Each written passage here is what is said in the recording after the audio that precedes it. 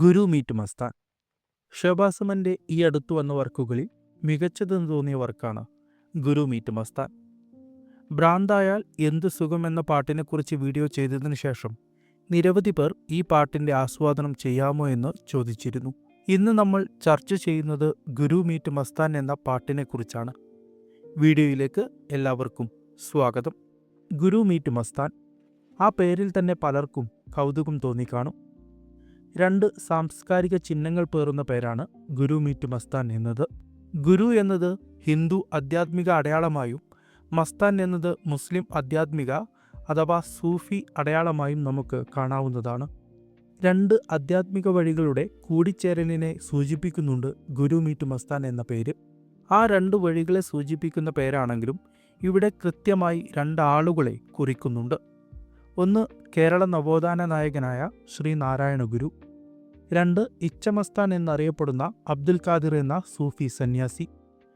ഗുരുവും ഇച്ചമസ്താനും തമ്മിലുള്ള കൂടിക്കാഴ്ചയാണ് ഗുരു മീറ്റ് മസ്താൻ എന്ന ടൈറ്റിൽ സൂചിപ്പിക്കുന്നത്. ഗുരുവിനെ പോലെ മലയാളികൾക്ക് അത്ര പരിചിതനല്ല ഇച്ചമസ്താൻ. സമീർ ബിൻസി, KH താനൂർ തുടങ്ങിയ ഏതാനും സൂഫി ഗായകർ അദ്ദേഹത്തെക്കുറിച്ച് പലപ്പോഴും പറയാറുണ്ട് എന്നതൊഴിച്ചാൽ അധികം ചർച്ച ചെയ്യപ്പെടാത്ത പേരാണ് ഇച്ചമസ്താൻ. കേരള ചരിത്രത്തിലെ ഏറ്റവും മികച്ച സൂഫി കവി എന്ന് തന്നെ ഇച്ചമസ്താനെക്കുറിച്ച് പറയാൻ കഴിയും. തന്നിന്ത്യൻ ഉമർ ഖയ്യാം എന്നാണ് അദ്ദേഹം അറിയപ്പെടുന്നത്. ഫിലോസഫിയുടെ പേരിൽ പ്രശസ്ത സൂഫി പണ്ഡിതൻ ഇബ്നു അറബിയോട് പോലും ഇച്ചമസ്താനെ ചേർത്ത് വായിക്കുന്നവരുണ്ട്. അറബിയിൽ ഖദർ അഥവാ വിധി എന്ന അർത്ഥം വരുന്ന ചെന്തമിഴ് വാക്കാണ് ഇച്ഛ എന്നുള്ളത്. മസ്താൻ എന്നതിന് അർത്ഥം ലഹരി ബാധിച്ചവൻ എന്നാണ്. സൂഫികൾ പൊതുവെ ഫനാ അഥവാ ദൈവത്തിൽ ലയിക്കുന്ന അവസ്ഥ, ഈ അവസ്ഥയിൽ എത്തിയവരെയാണ് മസ്താൻ എന്ന് വിളിക്കുന്നത്. ഈ രണ്ട് വാക്കുകളും ചേർന്നാണ് ഇച്ചമസ്താന് ആ പേര് ലഭിച്ചത്.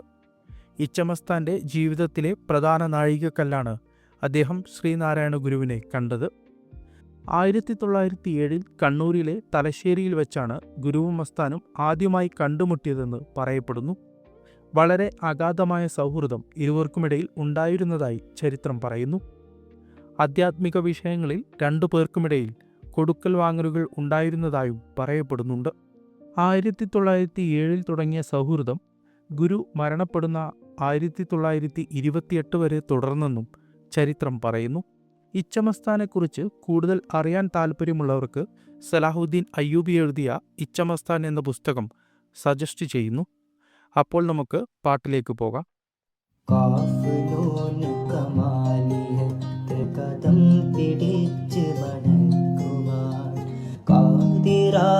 മുഹമ്മദോട് കരഞ്ഞതിன்று കൊതിച്ച് ഞാൻ കാഫ്നൂനെ കമാലിയത്ത് കദം പിടിച്ച് വണങ്ങുവാൻ കാദിറായ മുഹമ്മദോട് കരഞ്ഞതിன்று കൊതിച്ച് ഞാൻ ഹുവല്ലാഹു ഹുവല്ലാഹു ഹുവല്ലാഹു ഹുവല്ലാഹു ഹുവല്ലാഹു ഹുവല്ലാഹു ഹുവല്ലാഹു ഹുവല്ലാഹു. വിരുത്തം എന്നാണ് ഇച്ചമസ്താന്റെ കവിതകൾ അറിയപ്പെടുന്നത്. ആത്മാവിൽ നിന്ന് ഒഴുകുന്നത് എന്നാണ് ഈ വാക്കിനർത്ഥം. അദ്ദേഹത്തിൻ്റെ പ്രശസ്തമായ വിരുത്തമാണ് ഈ പാട്ടിൻ്റെ ആദ്യ സ്റ്റാൻസ. പ്രവാചകൻ മുഹമ്മദിനോടുള്ള ഭാഷണ സങ്കല്പങ്ങളാണ് ഈ വരികളുടെ കാതൽ. കാഫ്, നൂന് എന്ന രണ്ട് അറബി അക്ഷരങ്ങൾ കൊണ്ടാണ് ആദ്യ വരി തുടങ്ങുന്നത്. പ്രധാനമായും ഈ അക്ഷരങ്ങളും പ്രവാചകൻ മുഹമ്മദിനെ സൂചിപ്പിക്കുന്നത് ആണെന്നാണ് മനസ്സിലാക്കാൻ കഴിയുന്നത്. കാഫിന് ഖദീം എന്നും നൂനിന് നൂർ എന്നും ചില പണ്ഡിതർ വ്യാഖ്യാനം നൽകുന്നുണ്ട്. ഖാദിം എന്നാൽ ദേവദാസൻ എന്നും നൂർ എന്നാൽ പ്രകാശം എന്നുമാണ് അർത്ഥം. പ്രവാചകൻ മുഹമ്മദിൻ്റെ പ്രകാശത്തിൽ നിന്നാണ് ഈ പ്രപഞ്ചം സൃഷ്ടിക്കപ്പെട്ടതെന്നാണ് ഇസ്ലാമിക വിശ്വാസം. മറ്റു ചില പണ്ഡിതർ അർത്ഥം വയ്ക്കുന്നത് കുൻ എന്ന വാക്കിനെ സൂചിപ്പിക്കുന്നതാണ് കാഫ് നൂൻ എന്ന അക്ഷരങ്ങൾ എന്നാണ്. അതായത് കുൻ എന്നാൽ ഉണ്ടാകൂ എന്നാണ് അർത്ഥം. ദൈവം ഉണ്ടാകൂ എന്ന് ആജ്ഞാപിച്ചപ്പോൾ ഈ പ്രപഞ്ചം ഉണ്ടായി എന്ന് വിശ്വസിക്കപ്പെടുന്നു. കുൻ ഫേ കുൻ എന്ന പാട്ടിലെ അതേ കുൻ തന്നെയാണ് ഇവിടെയും. കമാലിയത്ത് എന്നാൽ സമ്പൂർണത എന്നാണ് അർത്ഥം. കാഫിൻ്റെയും നൂനിൻ്റെയും സമ്പൂർണത കുൻ എന്നാണെന്നും ആ കുൻ വിരൽ ചൂണ്ടുന്നത് ഈ പ്രപഞ്ച സൃഷ്ടിപ്പിന് കാരണമായ പ്രവാചകൻ മുഹമ്മദിലേക്കാണെന്നുമാണ് പറയുന്നത്. രണ്ട് തരത്തിൽ വ്യാഖ്യാനിച്ചാലും പ്രവാചകൻ മുഹമ്മദിലേക്കാണ് ഈ വരി നമ്മെ വഴി നടത്തുന്നത്. ഖദം എന്ന വാക്കിന് ഉറുദുവിൽ കാല്, കാലടി എന്നെല്ലാമാണ് അർത്ഥം. പ്രവാചകൻ മുഹമ്മദിന്റെ കാലിൽ മുത്തണമെന്ന ആഗ്രഹത്തെക്കുറിച്ചാണ് അടുത്ത വരിയിലൂടെ ഇച്ചമസ്താൻ പറയുന്നത്.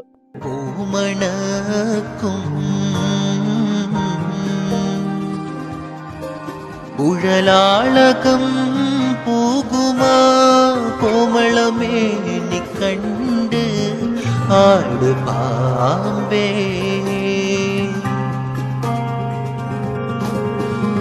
നാദത്തിൽ ഉണ്ടാം നമഃശിവായ പൊരുൾ നാദത്തിൽ ഉണ്ടാം നമഃശിവായ പൊരുൾ ആദിയായുള്ളതെന്നാടുപാമ്പേ ആട് പാമ്പേ ഗുണം നേട് പാമ്പേ അരുളാനന്ദ കൂത്തു കണ്ടാട് പാമ്പേ ഓം ശങ്കര ശങ്കര ശിവശങ്കര ശിവശങ്കര ഓം ശങ്കര ശങ്കര ശിവശങ്കര ശിവശങ്കര ഹുവല്ലാഹു ഹുവല്ലാഹു. ഇച്ചമസ്താൻ എഴുതിയ ബിരുദത്തിന് ശേഷം ഈ പാട്ടിൽ അടുത്ത സ്റ്റാൻസിയായി ഷഹബാസ് അവൻ ചേർക്കുന്നത് നാരായണ ഗുരുവിൻ്റെ പാമ്പാട്ടിച്ചിന്ത്, കുണ്ടലിനി പാട്ട് എന്നെല്ലാം അറിയപ്പെടുന്ന കവിതയാണ്. ഹിന്ദു ഫിലോസഫിയിലെ പ്രധാന ആശയമായ കുണ്ടലിനി യോഗയെക്കുറിച്ച് പറയുന്ന കവിതയാണ് ഇത്. കുണ്ടലിനി യോഗയിൽ പാമ്പിനെ സിംബലൈസ് ചെയ്യാറുണ്ട്. താഴെ നിന്ന് മുകളിലേക്കുള്ള എനർജിയുടെ ഒഴുക്കിനെ സൂചിപ്പിക്കാനാണ് ഇത്. ആ പാമ്പിനെ സിംബലായി എടുത്തുകൊണ്ട് തന്നെയാണ് ഇവിടെ ഗുരു കുണ്ടലിനിയെക്കുറിച്ച് പറയുന്നത്.